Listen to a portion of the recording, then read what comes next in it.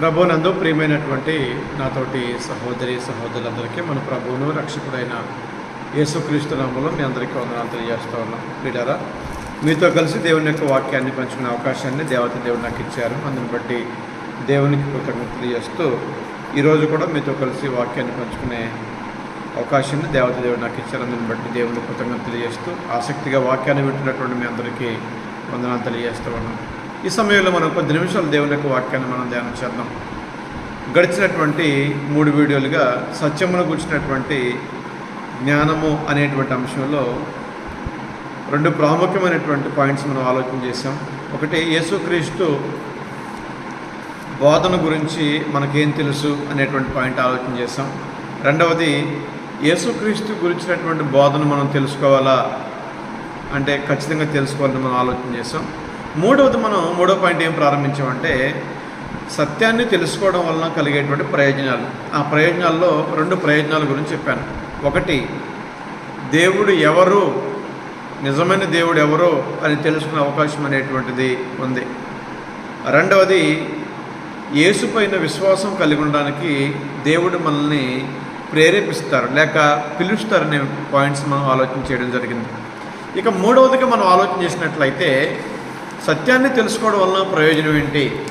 ఈ ప్రపంచంలో ఉన్నటువంటి ప్రతి వారు కూడా వారు సత్యాన్ని తెలుసుకోవడం వలన కలిగేటువంటి బెనిఫిట్స్లో మూడవ బెనిఫిట్ ఏంటంటే క్రీస్తుట ఆయన సత్యము ద్వారా పాపముల నుండి విడిపిస్తాడట. ఈ లోకంలో మానవుడు ఎదుర్కొంటున్నటువంటి పెద్ద సమస్య ఏంటంటే మానవుల్లో ఉన్నటువంటి ప్రమాదకరమైనటువంటి జబ్బు ఏంటంటే అది పాపమే. ఈ పాపము సత్యము ద్వారానే లేక క్రీస్తు ద్వారానే మాత్రమే ఈ పాపము మన నుంచి పోతుంది. ఈ పాపం నుంచి మనము విడుదల కలిగిస్తారు.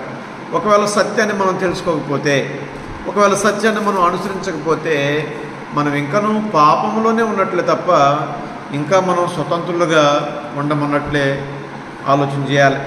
యోహాను సువార్త 8వ అధ్యాయం 31-32 వచనాల్లో అక్కడ మనం చూసినట్లయితే మీరు నాకు నిజముగా శిష్యులై ఉండాలంటే సత్యమును మీరు గ్రహిస్తారు అన్నట్టు.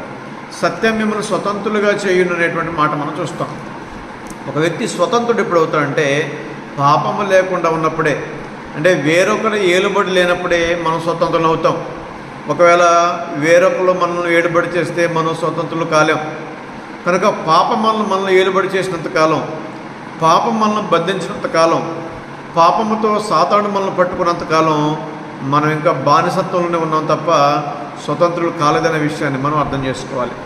రోమాపత్రిక 5వ అధ్యాయము 8-11 వచనాలు చూసినట్లయితే మనం ఇంకనూ పాపులమై ఉండగానే క్రీస్తు మన కొరకు చనిపోయాను అనేటువంటి మాట మనం అక్కడ చూస్తాం.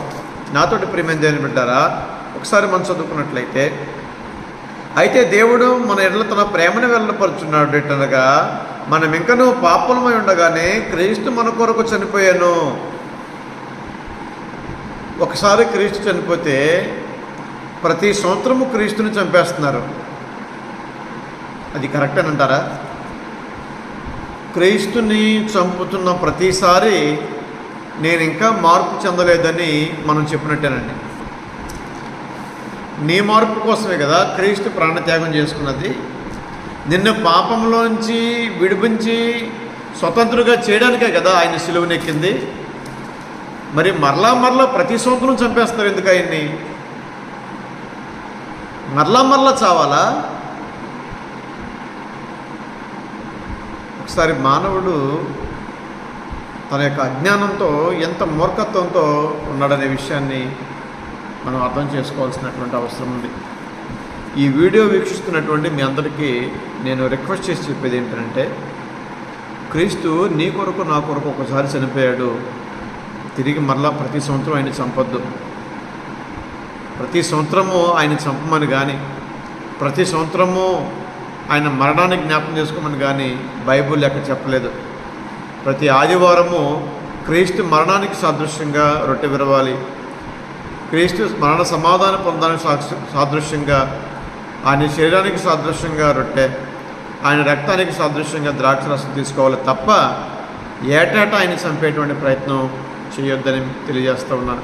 11వ వచనం వరకు మీరు చదివినట్లయితే ఆ వాక్యాలు మనకు తెలియజేస్తూ ఉన్నాయి. క్రీస్తు మనం ఇంకనూ పాపమై ఉండగానే క్రీస్తు మన కొరకు చనిపోయాడు. ఎందుకు చనిపోయాడంటే నువ్వు పాపంలోంచి విడుదల కలగడానికి, నువ్వు పాపం యొక్క బానిసత్వ సంఖ్యలు తెంపుకోవడానికి.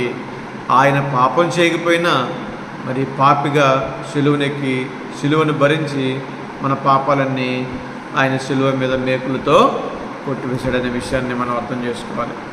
తర్వాత 4వ పాయింట్ మనం ఆలోచన చేసినట్లయితే మనము క్రైస్తవులుగా ఎలా గుర్తించబడతామో తెలుసుకుంటామండి. సత్యం తెలుసుకోవడం వలన నువ్వు క్రైస్తవుడిగా గుర్తింపబడాలంటే ఎలా గుర్తింపబడతావు?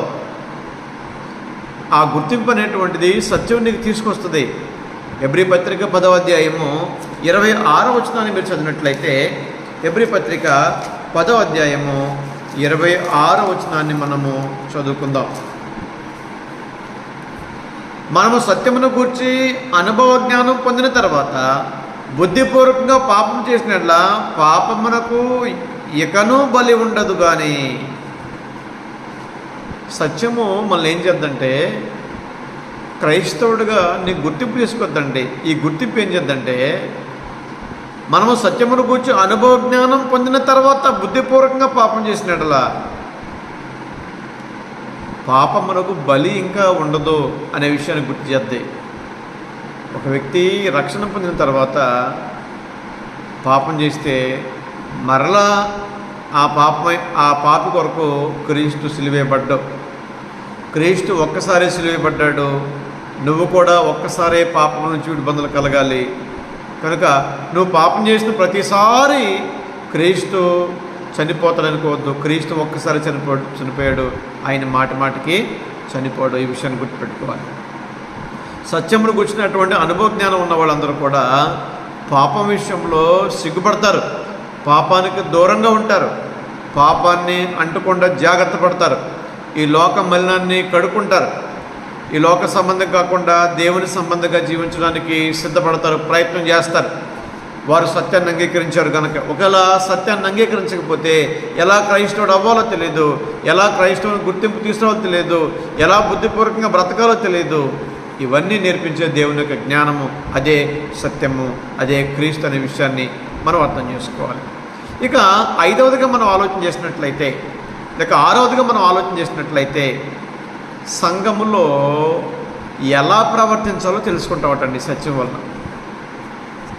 చాలామంది సంఘాలకు వెళ్తారు, ఫోన్ వాడుతూ ఉంటారు, సంఘాలకు ఆరాధనకు వెళ్తూ ఉంటారు, అటు ఇటు దిక్కులు చూస్తూ ఉంటారు, ఆరాధనకు వెళ్తూ ఉంటారు, ఎదుటి వాళ్ళు ఎలా అలంకరించుకున్నారో చూస్తూ ఉంటారు, ఆరాధనకు వెళుతూ ఉంటారు, లోక సంబంధమైన వాటి మీద మనసు పెడతా ఉంటారు. ఇది సరైనది కాదండి.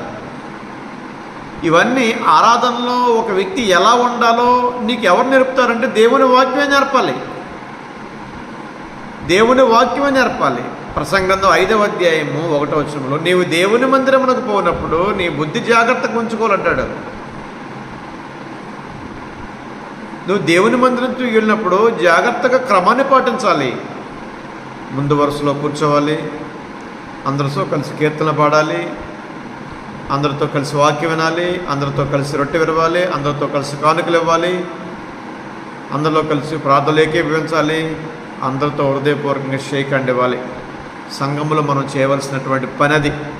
ఈ పని మనం చేయకుండా ఏదో ఆర్టిఫిషియల్గా వచ్చి కూర్చుని పలకరించుకొని వెళ్ళిపోతే అది క్రైస్తవుని యొక్క చర్య కాదనే విషయాన్ని తెలియజేస్తూ ఉన్నాను.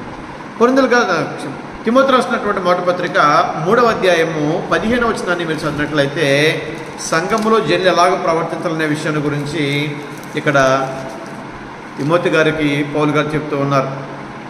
అయినను నేను ఆలస్యం చేసినట్ల దేవుని మందిరములో అనగా జీవము గల దేవుని సంఘంలో జనులు ఎలాగో ప్రవర్తింపవలను అది నీకు తెలియజేయవలనని ఈ సంగతులు మీకు రాయిచున్నాను.